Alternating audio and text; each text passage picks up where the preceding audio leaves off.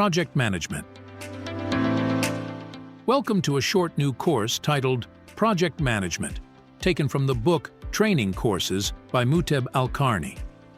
In this course, we will learn how to manage projects, their methods and steps, as well as their challenges and developments until completion and closure.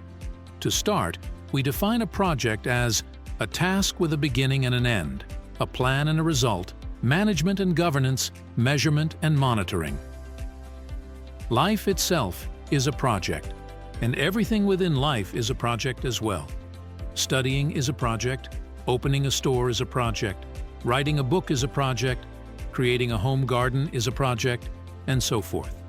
We will make this course practical, so choose your own project and follow along with us.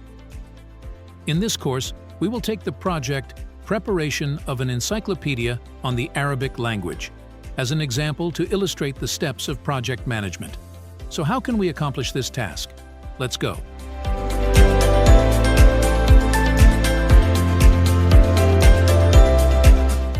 As a project manager for an encyclopedia on Arabic language, you need to understand your project in terms of its goals, feasibility, scope, time required for completion, costs and budget, and submission date.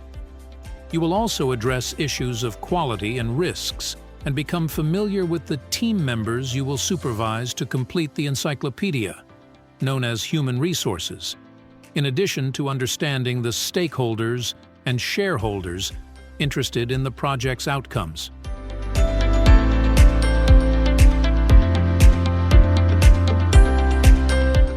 Firstly, having a project means having goals that the project aims to achieve.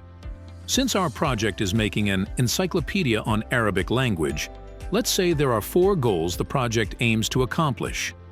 1. Enriching the Arabic library with a comprehensive linguistic encyclopedia. 2. The encyclopedia should be scientific, reliable, and written by experts. 3. It should achieve significant sales from Arabic language specialists. And 4. It should be among the collections of respected universities and institutions. These are 4 goals specific to you as a project manager that you want to achieve from this project you will manage. So, ask yourself, do you know the goals you want to achieve from your own project?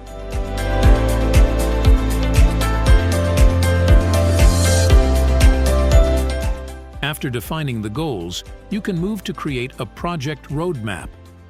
A good start is to divide the project into units, each of which should be completed within a specified time, known as work breakdown structure. So we need to divide the project into specific small sections.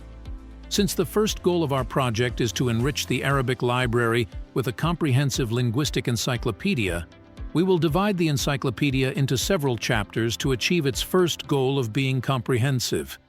For example, a chapter on grammar, a chapter on morphology, a chapter on spelling, a chapter on rhetoric, etc. Dividing the project or the encyclopedia into parts and chapters makes the management easier. Ask yourself, can you divide your own project into sections?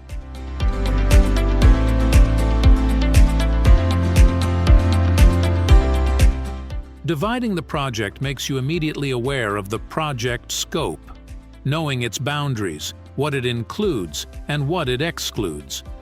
This means not expanding the project in a way that cannot be managed, a crucial step to prevent project creep phenomenon, which leads to the failure of many projects.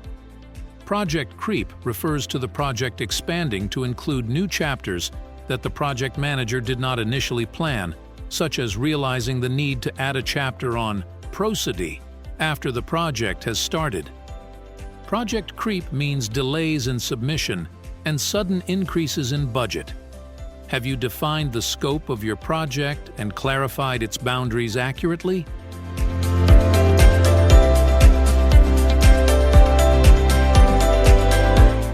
After dividing the project and defining its scope, you have ensured the achievement of the first project goal, presenting a comprehensive linguistic encyclopedia. Let us say that the previous chapters will be enough to present a comprehensive encyclopedia. The second goal of the project is presenting a scientific and reliable encyclopedia written by experts, meaning you need to recruit high-quality experts in the Arabic language. These experts will write the chapters to ensure the achievement of the second goal of presenting a scientific and reliable encyclopedia. This means that you now need to manage human resources and monitor them to achieve the clear goal of the encyclopedia, to be scientific and reliable. Have you identified the human resources who will participate in completing your project?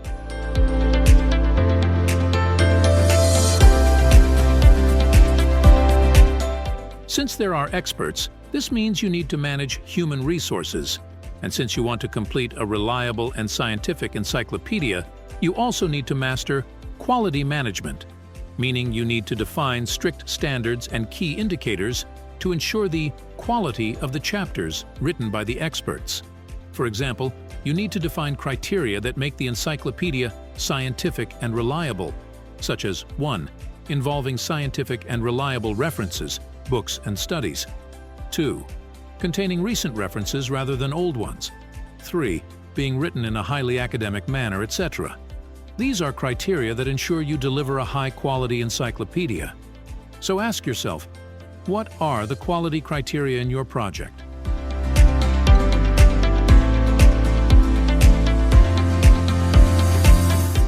After defining human resources and setting standards to ensure quality, you also need to take necessary measures to reduce risks.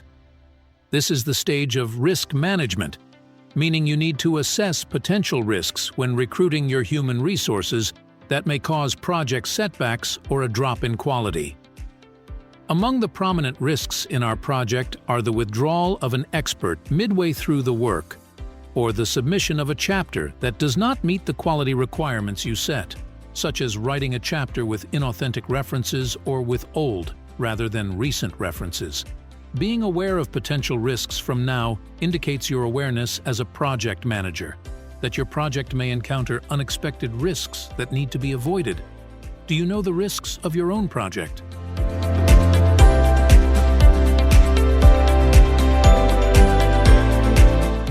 Anticipating risks means taking necessary measures to prevent or overcome them before they occur. For instance, what actions will you take to ensure the submission of a scientific and reliable encyclopedia? You might say, I will recruit a reviewer who will evaluate the expert's work in light of the quality requirements I have set. This is indeed a smart, proactive step. Additionally, to ensure a scientific and reliable output, a proofreader is also necessary. Therefore, I will need to recruit a professional editor to add to the list of human resources I will manage. These measures and actions mean ensuring quality and avoiding risks. Ask yourself, what are your measures for potential risks?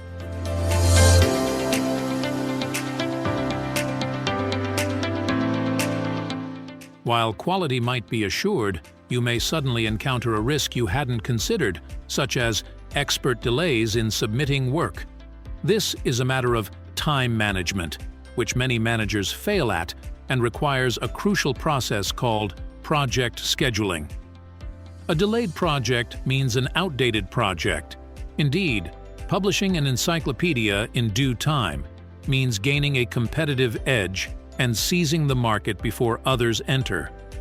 A crucial step in project management, especially commercial projects, is completing and launching a project in record time, ensuring a doubling of profits. The question: have you established a timetable for your project?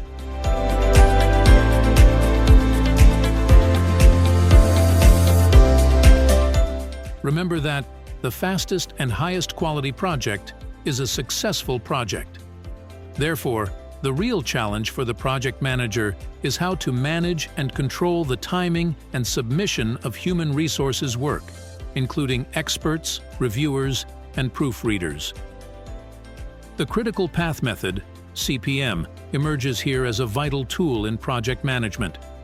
The critical path method entails identifying the longest and most crucial period for completing independent and critical tasks to finish the project in the shortest possible time. So, you need to know the critical and most important tasks to be completed soon and arrange them in a way that facilitates project completion without stumbling. Are you prioritizing the most critical parts?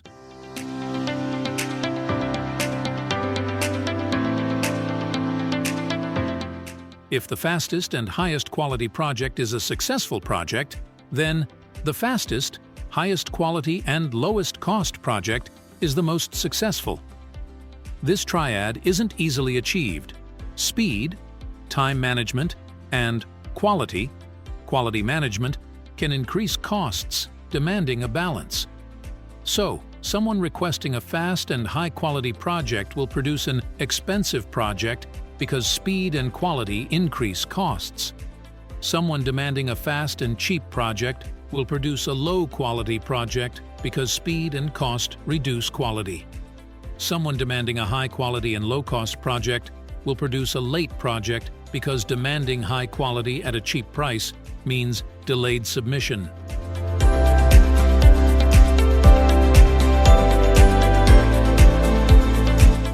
Yes, the most successful project is the fastest, highest quality, and lowest cost project. Thus, your current task is to determine the project budget with minimal costs. Since our goal is to provide a scientific and reliable encyclopedia, we must anticipate significant costs that experts will charge for executing our requests. This means considering specific standards and determining the dues of each expert. Each chapter may require its own budget based on its importance, difficulty, the profile of the targeted expert, and the time the expert needs to submit the chapter. Ask yourself, have you determined an appropriate and sufficient amount for completing each section of your project?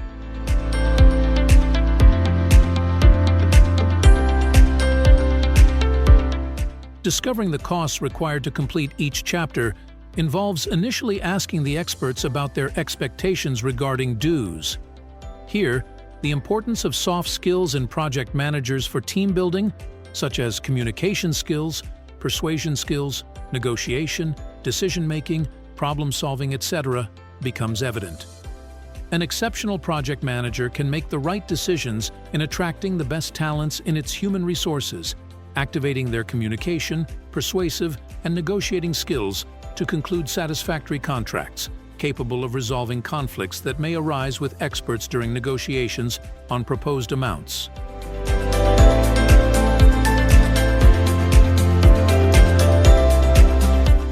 As a project manager, your task here is to effectively communicate with experts, reviewers, and proofreaders to form a preliminary agreement with them.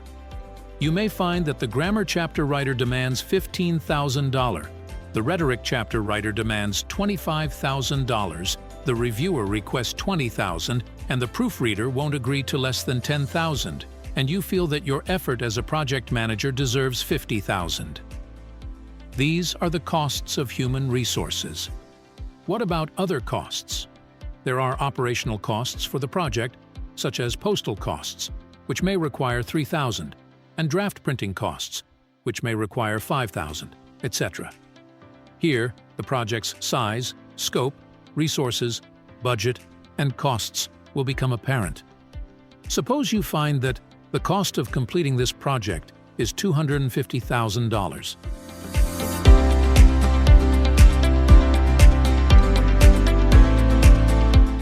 Knowing that the project requires $250,000 means that you can now conduct a feasibility study for this project. Remember that the third goal of the project is to achieve massive sales from Arabic language specialists. Therefore, you must study the capital and compare it to the encyclopedia's sales after completion, printing, and distribution in bookstores. Feasibility studies investigate the project's potential success in terms of investment value and compare it to the effort and material costs of the project. If we are going to pay $250,000, what are our annual profits from encyclopedia sales? What about the reader's preferences regarding encyclopedias? And what are the marketing challenges? Do you have a feasibility study?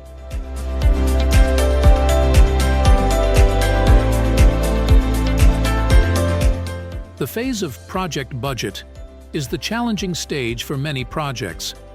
Claiming $250,000 for the completion of a comprehensive, scientific, and reliable encyclopedia means that as a project manager, you must either provide these costs yourself or demand support, funds, from a publishing house interested in encyclopedias.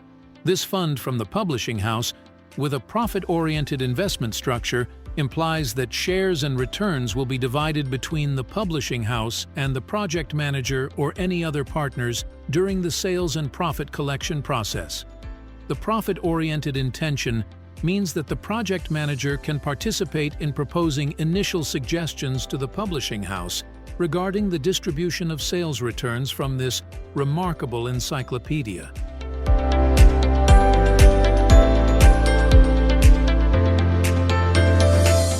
When a publishing house decides to support the project with an investment structure, it means that the project has turned into shares, with shareholders sharing the profits. So if you are going to pay $50,000 from your own account, then the number of shares you have in this encyclopedia is 50,000 shares, each share worth $1 only, and your share percentage of the returns is 20%. Since the publishing house will contribute $200,000, the number of shares it holds in the project is 200,000 shares, each share worth $1, meaning that its share of profits from sales is 80%. You now notice that the project has become a company, a joint venture between you and the publishing house. You have 20% and the publishing house has 80%. These are the holdings of one company.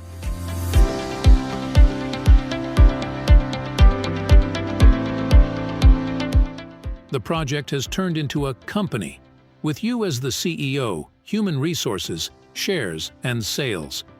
Every investment company starts like this, beginning as a project idea and ending up as a major corporation. Since the fourth objective is for the encyclopedia to be among the collections of respected universities and institutions, this means there are also stakeholders. Although shareholders are stakeholders, stakeholders do not necessarily own shares. Stakeholders could be universities and institutions that will acquire this encyclopedia to distribute it for free among their faculty members for educational purposes. The benefit to them is educational, while the benefit to you and the publishing house is financial.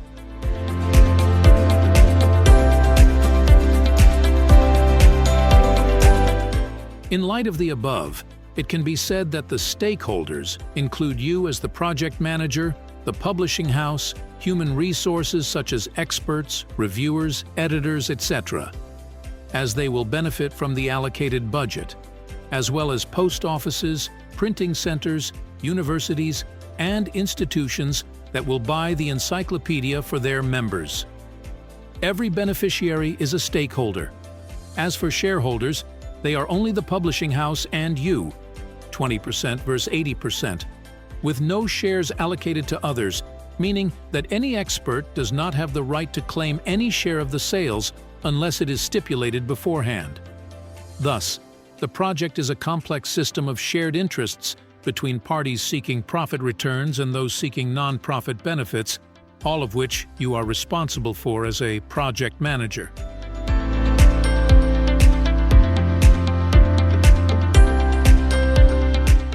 Once you have the budget, $250,000 in hand, this means you are entering the stage of resource management. These new financial resources, along with the human resources you intend to collaborate with, require successful management to prevent embezzlement and corruption during the project's execution. Resources are the active corruption environment in every project. Through financial resources, you can corrupt by granting experts less than the agreed amounts, thereby taking over the rest of the budget without the publishing house's awareness. Through human resources, you can corrupt by recruiting your Arabic-speaking friends to participate in your project and excluding all qualified experts in the field. All of this is corruption.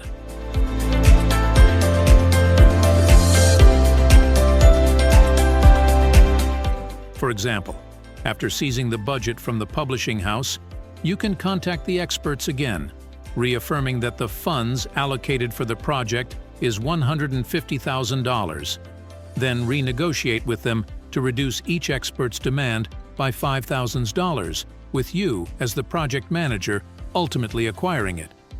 However, the publishing house can still prevent such corrupt practices. For instance, they can write what is called a project charter to ensure that they distribute the budget to the experts themselves without the project manager's intervention. A successful project manager is the one who seeks to succeed in their project in an honest manner, by recruiting the highest quality resources and distributing the budget fairly. So ask yourself, are there opportunities for corruption in your project?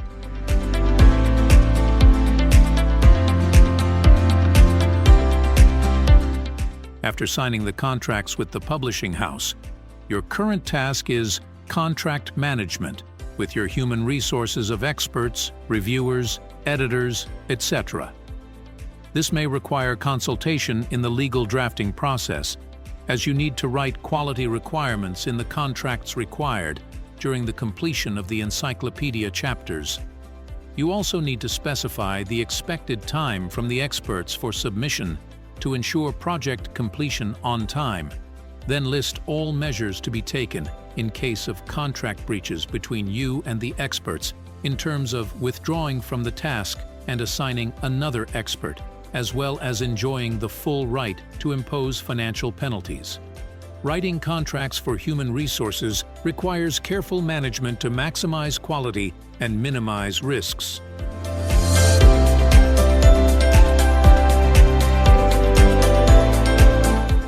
After the contracts are signed, this signifies the beginning of project execution, practical implementation, which is the stage of project tracking until its completion and closure by applying the regulations stipulated in the contracts, known as project governance. Project governance is the necessary framework, structure, and processes to help you monitor the project's progress, execute it, control its paths and trends, and apply governing systems in case of obstacles. Emailing the expert after a month, for example, to ensure the completion of half of their task is your right as a manager, and it is an assurance that informs you about the smooth progress of your project without hindrance.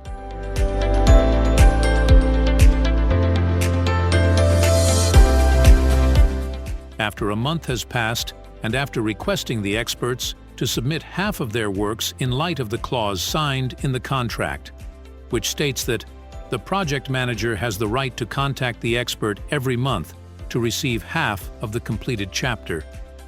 You may notice that some experts submit their work while others have not completed half of the required chapter. This is a bold violation of the contract that you must anticipate.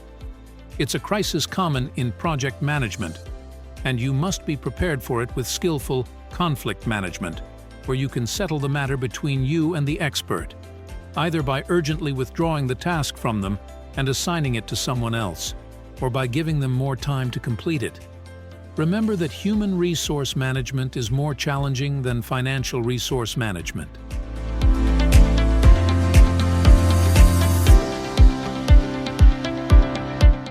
For such sudden emergencies, you must always anticipate that projects do not close on their designated deadlines. Dealing with humans requires expecting compelling circumstances that hinder the progress of the project, such as the sudden death of an expert. This is an unforeseen emergency situation, marking your entry as a manager into emergency management. The death of an expert means that the project will be delayed by at least 3 months. Also, as a project manager, you should anticipate that another expert may submit work of low quality, mostly based on outdated and inauthentic sources. It is work of lower quality than the others and not as expected or stipulated in the contract. This is a problem for project managers, a problem that provides them with experience in human resources for future projects.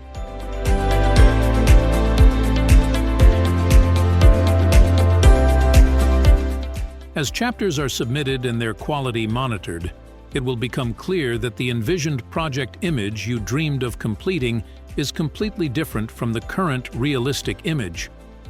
This is the nature of human work, always deficient. This is also a significant challenge faced by companies when they attract top talents, organize contracts, and monitor the process. Yet the results produced by the talents are less than expected. Here, the wise manager is the one satisfied with a project completed at 80%, leaving 20% for corrections, either through editors or by making minor changes and attracting new experts to improve the project's quality. This is the stage of change management, the stage of minor changes during project execution.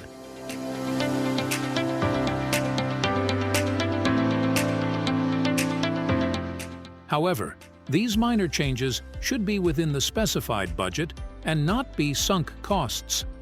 Therefore, one possible solution may be to deduct from the experts' dues and transfer them to employ new experts and human resources to improve quality. After all this, the project manager collects the chapters together and writes an introduction. After completing the introduction, the project is forwarded to the publishing house for printing, along with financial payment receipts. Here, project closure is announced. By closing the project, we are closing a big encyclopedia that carries valuable lessons about the difficulties and challenges faced by project managers and useful lessons that will add to their experience in managing future projects.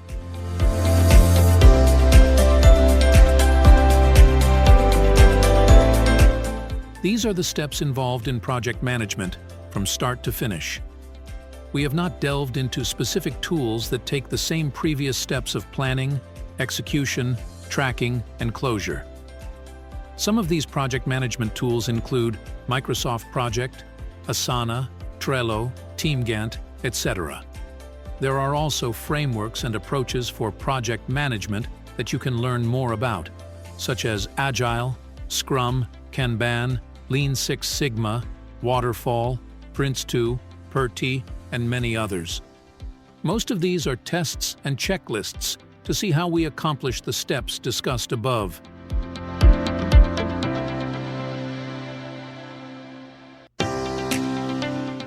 Now, we reach the conclusion of the project management course. We have learned a lot in this course, and the best thing we learned is that life is just a project, and every task you undertake in this life is a project with a beginning and an end, goals and plans, scope and scheduling, budget and contracting, shares and interests, workflow and governance, conflicts and emergencies, monitoring and closure. The best benefit you can gain from such courses is to apply everything you have learned. Try managing a small project this month, such as writing a book, renovating a house, or designing a website. Break down the project, define its scope and duration, select your human resources, budget the expenses, write contracts, and monitor the process until closure. This training course, Project Management, is taken from the book Training Courses by Muteb Alqarni.